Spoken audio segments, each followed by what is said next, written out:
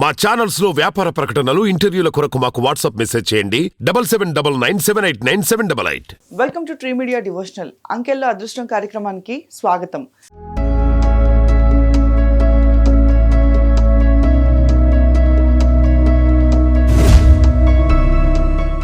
Birth number 1, destiny number 7 ఉన్న వాళ్ళ జాతకం ఎలా ఉండబోతోంది, వాళ్ళు నేమ్ చేంజ్ చేసుకోవడం వల్ల ఎలాంటి లైఫ్ లీడ్ చేయబోతారా అన్నది తెలియజేయడానికి మనతో పాటు ఉన్నారు వాస్తు సంఖ్యాశాస్త్ర నిపుణులు నర్ర రామకృష్ణ చౌదరి గారు. గురుగారు నమస్కారం. గురుగారు 1, 10, 19, 28 తేదీలో జన్మించిన వాళ్ళ యొక్క బర్త్ నెంబర్ 1, అలానే డెస్టినీ నెంబర్ 7 ఉన్న వాళ్ళ జాతకం ఎలా ఉండబోతుంది? ఓకేనమ్మా. ముందు ముఖ్యంగా ఏంటంటే వీళ్ళు చాలామందికి ఈ బర్త్ నెంబర్ ఏంటి, డెస్టినీ నెంబర్ ఏంటి అనేది కొంచెం సందిగ్ధంగా ఉంటుంది. అవును, మీరు ఒకటే గుర్తుపెట్టుకోండి. మీరు ఈ బర్త్ నెంబర్ తెలుసుకోవాలంటే వాళ్ళు పుట్టిన తేదీలోని ఆ యొక్క సంఖ్యను కూడితే వచ్చేది బర్త్ నెంబరు. ఆ మొత్తం birth number plus month, year మొత్తం కలిపితే కూడితే వచ్చేది డెస్టినీ నెంబరు. అది తెలుసుకోవాలి ముందు. చాలామంది ఇది అసలు తెలియక సందిగ్ధంలో ఉంటారు. ఓకే. ఇప్పుడు ఈ బర్త్ నెంబర్ 1, డెస్టినీ నెంబరు 7 ఉన్న వాళ్ళకి వాళ్ళ పరిస్థితి ఎలా ఉంటుందంటే, వీళ్ళు ఆధ్యాత్మిక జ్ఞానం బాగా ఉంటుంది వీళ్ళకి. మీరు ఆత్మజ్ఞానం పేరున్నారు కదా, ఆత్మజ్ఞానం అంటే అంతర్ముఖులై ఉంటారు. వీళ్ళకి లోపల చాలా జ్ఞానం ఉంటుంది. అంటే తను తెలుసుకోవటం, నిన్ను నువ్వు తెలుసుకో అని చెప్తుంటారు చూసారా, అలా సబ్జెక్టు మంచి సబ్జెక్ట్ ఉంటుంది వీళ్ళ దగ్గర. దానితో రవి ఉండటం వల్ల ఏమవుతుందంటే కొంచెం నేమ్ ఫేమ్ బాగా వస్తుంది. ఓకే. ఇప్పుడు వీళ్ళు ఎక్కడైనా ఒక ఉపన్యాస సభలో కానీ ఎక్కడైనా 10 మంది కూర్చున్నప్పుడు కానీ వీళ్ళు మాట్లాడుతుంటే ఏదో ఒక తాత్విక ధోరణి, ఒక తెలియని ఒక ఫిలాసఫీగా ఉంటుంది అనమాట. నిజమే కదా ఇతను చెప్పేది అనిపిస్తుంది.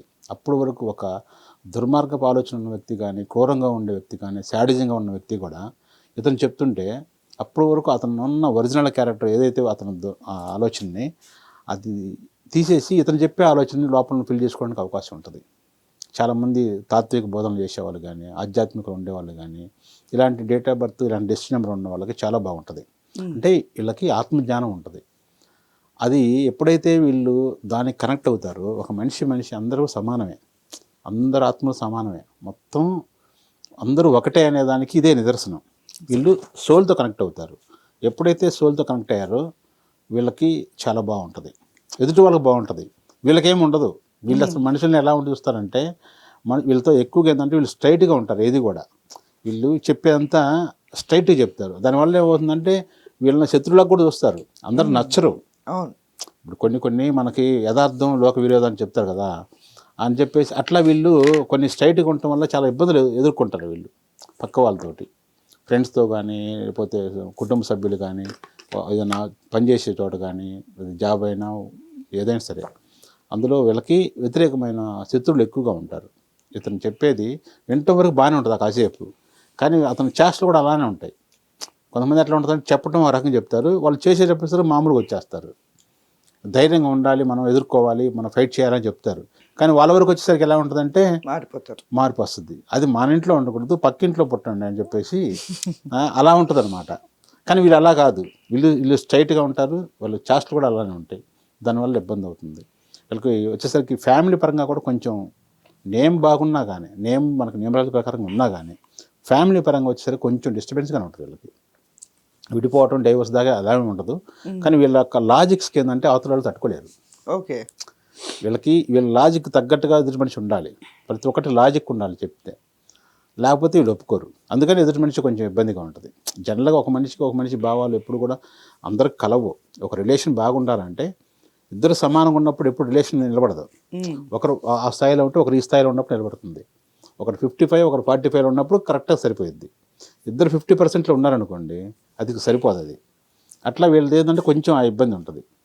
అయితే ఇది కూడా బాగా డెవలప్ కావడానికి మంచి నెంబరు.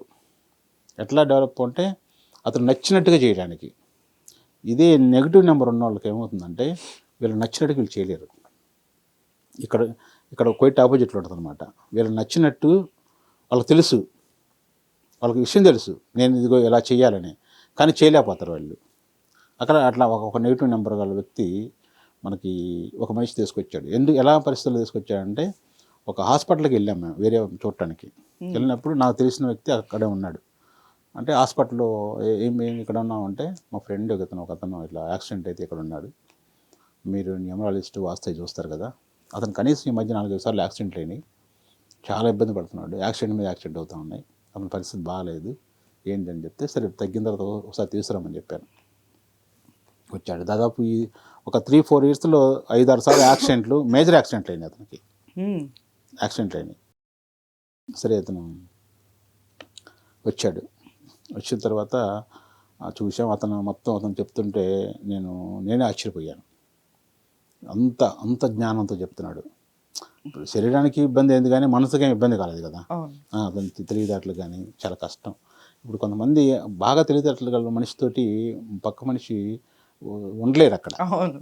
ఎందుకంటే ఇప్పుడు మీరు నన్ను వాస్తవం చెప్పాలంటే తట్టుకోలేరు. ఇప్పుడు మన ఆ నాలెడ్జ్ తగ్గట్టుగా తట్టుకోవాలంటే ఎదుటి మనిషి కూడా వాడే ఉండాలి, లేకపోతే అంతటి వాడే ఉండాలి, అట్లీస్ట్ అర్థం చేసుకోగలిగి ఉండాలి. అట్లా నేను చూశాను. అతను చూసిన తర్వాత ఎస్ బాగానే ఉంది.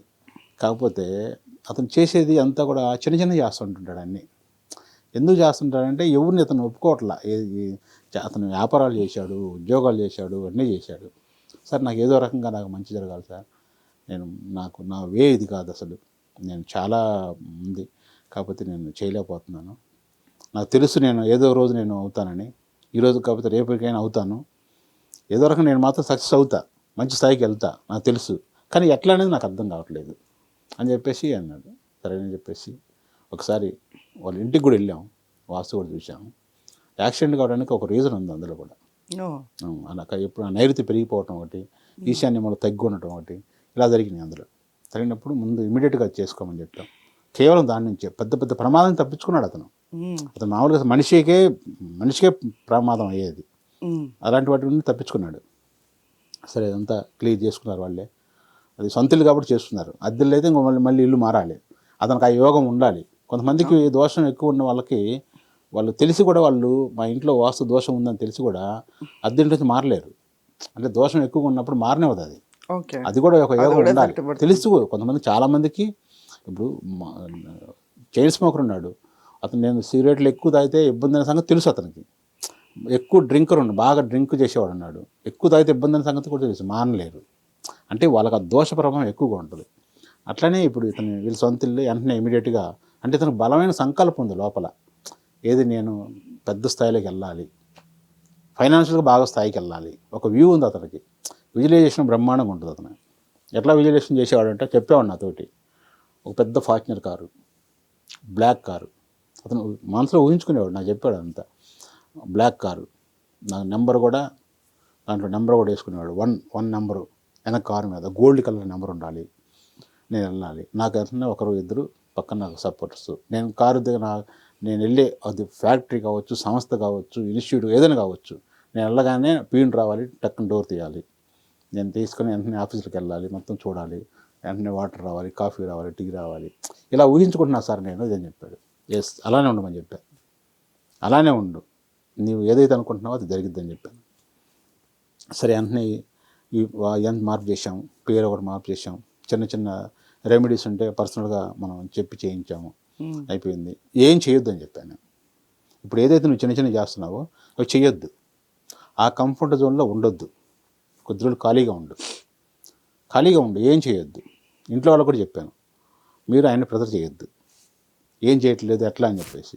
అవసరమైతే 4 నెలలు మీరు ఏదైనా అప్పు తెచ్చుకొని చేసుకోండి, ఒక 4 months ఆయనకే చెప్పాను. ఇది చేయమని నేను చెప్పను, నీకు ఆలోచన చేస్తూ ఉండు, ఏదైతే నీకు ఆలోచన వస్తుందో నీదైతే ఆలోచన వస్తుంది అని చెప్పేసి.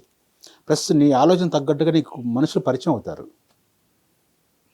అలాంటి నువ్వు ఎప్పుడైతే ఒక మంచి ఆలోచన పెట్టుకున్నప్పుడు దానికి సంబంధించిన రిలేషన్స్, దానికి రిలేట్ అయిన మనుషులు నీకు పరిచయం అవుతారు.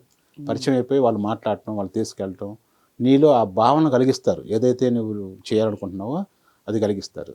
అట్లా అతనికి కొద్ది రోజుల తర్వాత ఒకరోజు తెల్లవారుజామున బాగా ఒక కళలాగా వచ్చిందని చెప్పాడు నాకు ఆయన. అది కళ్ళలో జరుగుతాయని 100% వాస్తవం, కళ్ళలాగా వచ్చింది అని చెప్పేసి నాకు ఫోన్ చేసి చెప్పాడు. నాతో టచ్లో ఉంటున్నాడు అప్పుడప్పుడు. ఇట్లా నాకేదో పెద్ద క్వారీల్లో నేను ఉంటున్నట్టు తిరుగుతున్నట్టు వచ్చిందండి అని చెప్పుకొచ్చాడు. అంటే నేను చెప్పాను, మీకు ఈ బర్త్ నెంబర్ డెస్టినీ నెంబర్ ఉన్న వాళ్ళకి ఈ యొక్క క్వారీలకు సంబంధించింది, గ్రానైట్కి సంబంధించింది, ఈ బిజినెస్లో బాగుంటుంది నీకు అని చెప్పాను. చెప్పిన తర్వాత అతను సార్ అదే వచ్చింది సార్ నాకు అని చెప్పేసి అన్నాడు. ఫోన్ పెట్టినంత కాసేపటికి వేరే అతను వాళ్ళ ఇంటికి ఎవరు బంధువు వచ్చారు. వచ్చిన తర్వాత అక్కడ ఏదో అపార్ట్మెంట్ కడుతుంటే అక్కడికి స్టోన్స్ ఇవి మామూలుగా ఈ మనకి విండోస్కి డోర్స్కి ఇస్తారు, గ్రానైట్ ఇస్తారు. అవును. అవి సప్లై చేయడానికి వచ్చాడు అతనికి.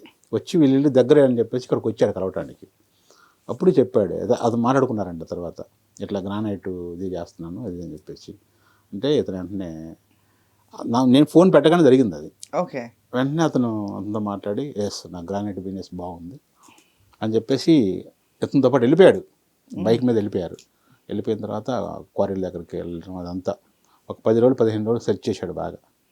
సెర్చ్ చేసిన తర్వాత ఇక అతనికి గ్రానైట్ బిజినెస్కి వెళ్ళాలని కోరిక.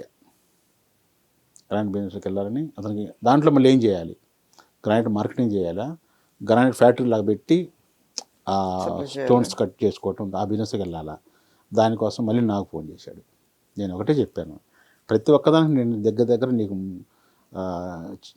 నడిపించలేను, దగ్గర నుండి నీకు పెట్టలేను, నీకు ఏదనిపిస్తే చేయమని చెప్పాను. నా ముద్ర ఉండకూడదు ఇక. నేను జస్ట్ నేను రూట్ మ్యాప్ చూపించాను అంతే, మీరు వెళ్ళాలని చెప్పాను. అతను గ్రానైట్ బిజినెస్లోకి వెళ్ళిపోయాడు. అంటే ఒకటి సార్, మీకు నాకున్న పొజిషన్లో మీకు ఏ సలహా ఇస్తారని అడిగితే, నువ్వు గ్రానైట్ ఫ్యాక్టరీ పెట్టా అంటే నీకు పెద్ద క్యాపిటల్ కావాలి, అంత లేదు నీకు దగ్గర. ప్రస్తుతానికి కొద్దిగా నువ్వు గ్రానైట్ బిజినెస్ కమిషన్ వ్యాపారం చేసుకుంటా ఉండి, ఏదైనా నీకు తెలిసిన వాళ్ళ ద్వారా కొన్ని ఆర్డర్స్ తీసుకొచ్చుకొని చేసుకుంటా, కొంత అమౌంట్ నీ దగ్గరకు వచ్చిన తర్వాత ఫ్యాక్టరీ పెట్టుకోవచ్చు అని చెప్పాం. మనం బ్రహ్మాండంగా ముందు ఇదే చేశాడు, కమిషన్ వ్యాపారం చేసుకుంటూ. మంచి మంచి ఆర్డర్స్ వచ్చినాయి, మంచి మంచి హాస్పిటల్స్ కానీ పెద్ద ఆర్డర్స్ తెచ్చుకోగలిగాడు. అంటే ఇతని మైండ్లో ఉంది నెక్స్ట్ ప్రపోజల్ ఉంది ఆయనకి గ్రానైట్ ఫ్యాక్టరీ పెట్టాలని. అతను ఏదైతే బ్లాక్ కార్ ఉందో, ఏదైతే బ్లాక్ ఫార్చునర్ ఉందో ఆ నెంబర్ 1 మీద దగ్గర రీచ్ అవుతాడు, త్వరలో రీచ్ అవుతాడు, దగ్గరకు వచ్చాడు. ఓకే. అది అట్లా వాళ్ళకి మంచి నేమ్ ఒక్కటే కాదు, దానికి చిన్న వాస్తు సంబంధించింది అన్నీ చిన్న రెమెడీస్ ఉన్నాయి. మన లైఫ్కి ఏదైతే కావాలో అంతవరకు సరంజామా మొత్తం మనం అతనికి పెట్టేశాం. ఇక ఎంత వండుకుంటాడని అతనే ఇష్టం. దానికి సంబంధించి సరుకులన్నీ తీసుకొచ్చి అతను ముందు పెట్టేశాం మనం. అది ఆ రకంగా బాగా డెవలప్ అవుతుంది. సో సార్ మరి వీళ్ళకి లక్కీ నెంబర్స్ ఏంటి సార్? లక్కీ నెంబర్ వచ్చేసరికి 1, 2, 6, 7. ఓకే. 8 to 9 అవాయిడ్ చేయాలి వీళ్ళు. 8 to 9. అది మెయిన్ ఏంటంటే వీళ్ళు కొంచెం జాగ్రత్తగా ఉండాలి. కొంచెం బండ్లు నడిపేటప్పుడు కానీ యాక్సిడెంట్లో వాటిలో కానీ వాటిలో కొంచెం జాగ్రత్తగా ఉండాలి. ఈ కలర్స్ కూడా వచ్చేసరికి వైట్ ఒకటి, light green, blue colour, black and red avoid చేయాలి. So birth number 1, destiny number 7 ఉన్న వాళ్ళు పేరు కనుక చేంజ్ చేసుకుంటే చాలా అద్భుతాలు జరుగుతాయని గురువుగారు చెప్తున్నారు. సో మీలో కూడా ఏమైనా మార్పులు చేర్పులు చేసుకోవాలంటే గురువుగారిని సంప్రదించండి. ధన్యవాదాలు. నమస్తే.